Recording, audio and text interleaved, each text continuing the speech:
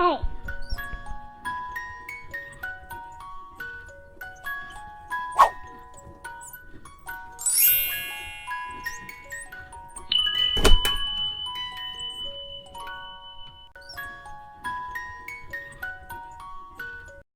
Good morning class 3। मैं आपकी बिन्सी ma'am.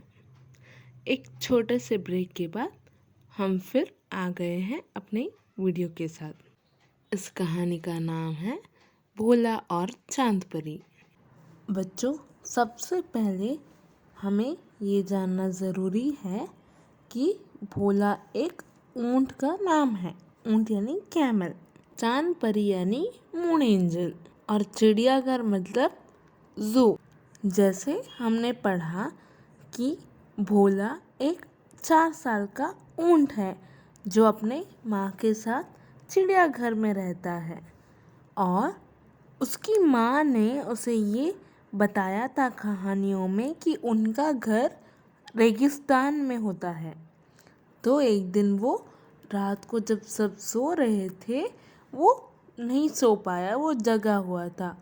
वो चांद को देखकर कुछ बात कर रहा था, क्योंकि भोला ने अपनी माँ से रेगिस्तान में घूमते हुए ऊँटों के बारे में कहानियाँ सुना था। तो उसका भी बड़ा मन कर रहा था कि वो भी उड़कर रेगिस्तान जाए। तो उसने चंदा मामा से पूछा कि क्या आप रेगिस्तान देख सकते हो? तो अचानक से एक परी अपने उड़न खटोले में बहुत चमकती हुई चमकीले कपड़े पहनकर सीधा भोला के सामने आकर खड़ी हो गई। भोला तो चौंक गया। भोला को इस चांद परी ने कहा, चलो मैं तुम्हें रेगिस्तान घुमाने लेके जाती हूँ। तो ये भोला सोचा, अरे मैं कैसे? तो चांद परी ने कहा, मैं चांद परी हूँ, मैं तुम्हें कहीं भी कभी भी कैसे भी ले जा सकती हूँ। तो चलो हम रेगिस्तान चलते हैं। और वो तो खुश हो गया। वो चल पड़ा चांद परी के साथ रेगिस्तान का सैर करने। वो लोग नदियाँ, पहाड़ों और मैदानों के ऊपर से उड़ते उड़ते रेगिस्तान आ पहुँचे। और वहाँ पे ही उनके नज़दीक एक ऊंट गाड़ी देखा उन्होंने, जिसके अंदर रंग बिरंगी लहंगे पहनकर कुछ लड़कियां बैठकर गाना गा रहे थे।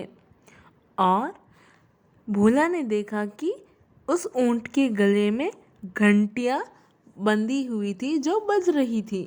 भोला का भी बड़ा मन किया कि कोई उसके गले में भी ऐसा एक घंटी बांध दे। फिर वो वापस उड़कर पहुँचे एक हवेली के पास, जहाँ उसने देखा कि एक लड़का ऊँटनी को नहला रहा था। वो ऊँटनी अपने ऊपर ठंडे ठंडे पानी गिरते ही बड़े खुशी से उछल पड़ती थी। भोला का नज़र जाता है उसके चौड़े मोटे और गद्दीदार पंजों पर, और ये देख के भोला के मन में एक डाउट होता है कि क्यों ऊँट का पंजा ऐसे होता है। तो चांद परी उसका जवाब देती है कि जब वो रेत पे चलते हैं तब अपने पैर को टिका कर रख सके, इसीलिए उनका पंजा ऐसे होता है।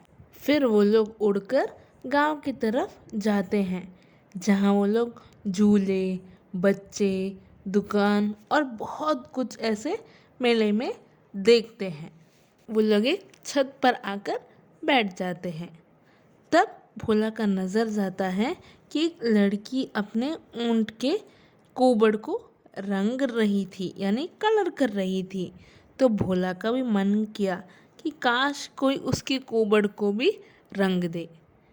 फिर एक सवाल आया भोला के मन में कि क्यों ऊँट का कोबड़ होता है? कोबड़ यानी हम्प। चांद परी ने फिर प्यार से समझाया कि कोबड़ के अंदर चर्बी यानी फैट इकट्ठा होता है, जिसकी वजह से वो काफ़ी दिनों तक बिना खाना खाए या पानी पिए जी सकते हैं। ये ऊँट का यानी कैमल का एक स्पेशलिटी, एक खासियत है। फिर भोला के मन में एक और डाउट आ जाता है। वो चांद परी को पूछता है कि हम ऊँट रेगिस्तान के लिए बने हैं ना? तो चांद परी कहती है हाँ।